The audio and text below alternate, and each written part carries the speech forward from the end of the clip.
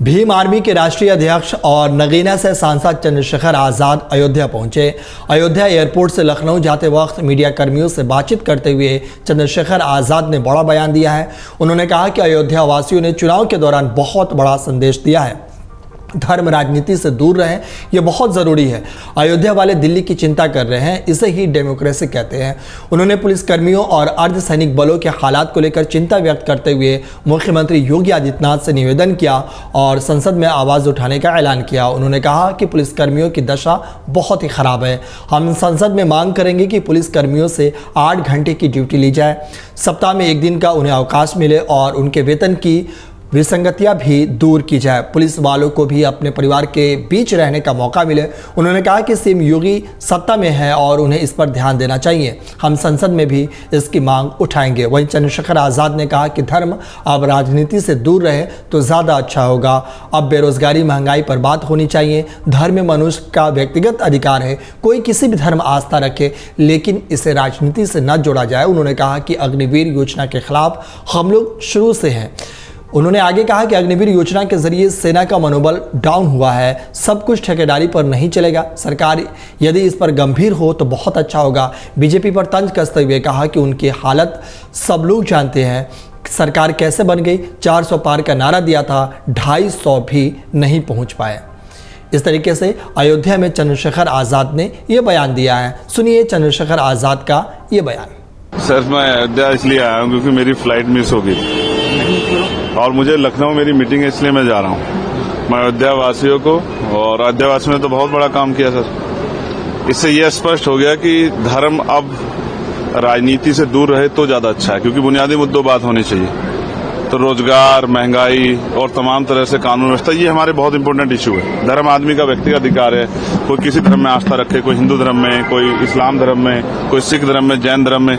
ये राजनीति में ना लाए राजनीतिक लोग तो बहुत अच्छा होगा, जिससे जनता के मुद्दों पर बात हो जाएगी। मैं आपसे ये कहना चाहता हूँ कि पुलिस जो है और अर्धसैनिक बल, वो बहुत बुरी स्थिति में है। मैं उनके लिए चिंतित हूँ, क्योंकि मैंने महसूस किया मेरी रैलियों में कि वो जब हम अच्छे कूलर में बैठते थे ना, तो वो गर्मी में खड़े रहते थे, खूब पसीना बहता था और उनको छुट्टी के लिए बहुत सारी परेशानियों का सामना करना पड़ता है। मेरी ये मांग है सरकार से और मैं पार्लियामेंट में इसको उठाने वाला हूँ कि उनको 8 घंटे की ड्यूटी की जाए पुलिस की, पूरे देश स्तर पर जहां जहां पुलिस वर्किंग कर रही है, और उनको जो है उनकी वेतन विसंगतियां दूर की जाए, बॉर्डर स्कीम से उनको छुटकारा दिया जाए और उनके बच्चों के बारे में सोचा जाए। बहुत परेशान है वो लोग।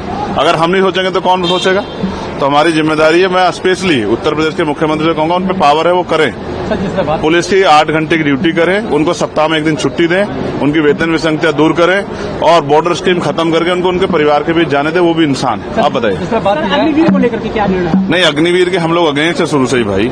अग्निवीर के जरिए एक तो देश की सेना का मनोबल डाउन हुआ है और आप समझिए ना, अग्निवीर में जो भर्ती हो रहा है उसको भी तकलीफ हो रही है, उसके परिवार को। 4 साल की नौकरी कहाँ करेगा?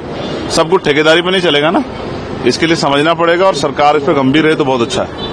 नीट को लेकर के जो निर्णय है, नीट अभी मैं उम्मीद करता हूं कि सरकार पे मान जाएगी, वरना एक बहुत बड़ा आंदोलन हम लोग दिल्ली में करेंगे और देश भर के स्तर पे करेंगे। हम बच्चों के साथ खड़े हैं। किसी भी तरह की परीक्षा में कोई भी धोखा नहीं होना चाहिए, ये धोखा है और इसकी जांच और दोषियों पे सख्त कार्रवाई है। मैं फिर स्पष्ट कर रहा हूं, सरकार कोई भी ऐसा कदम उठाएगी जो अनकॉन्स्टिट्यूशनल होगा, हम उसके खिलाफ लड़ेंगे। देखिए, इस बात को समझिए, ये एक रिस्पांसिबिलिटी है, नौकरी नहीं है, रिस्पांसिबिलिटी है। तो हम इससे क्या करेंगे कि जो लोग काम करें उनका मनोबल डाउन करेंगे। ऐसा नहीं होना चाहिए। राजनीति अपनी जगह है, धर्म अपनी जगह है। जो धार्मिक आस्था रखते हैं उनको आना चाहिए, लेकिन जो ये समझते हैं कि भाई हमें राजनीतिक वोट को बहुत सोच समझ के देना चाहिए, उन्होंने फैसले लिए, तो जनता का फैसला सर्वमान्य है, इसको स्वीकार करना चाहिए। इस पे लड़ना नहीं चाहिए।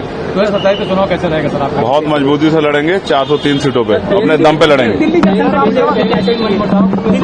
को लेकर के जी, केंद्र में कहीं न कहीं मनमुटाव भी दिख रहा है। केंद्र की सरकार आपने देखा ना, वो लंगड़ी सरकार है, वो कभी भी गिर सकती है। उसके हालात क्या है सब जानते हैं और वो किस तरह बनी है आप ये भी समझते हैं और मैं भी समझता हूँ। 400 पार का नारा देने वाले 250 क्रॉस नहीं कर पाए सर। समझिए ना क्या चल रहा है। जनता खिलाफ है। ये पूरा चुनाव जनता ने लड़ा और अयोध्या इसका सबसे बड़ा उदाहरण।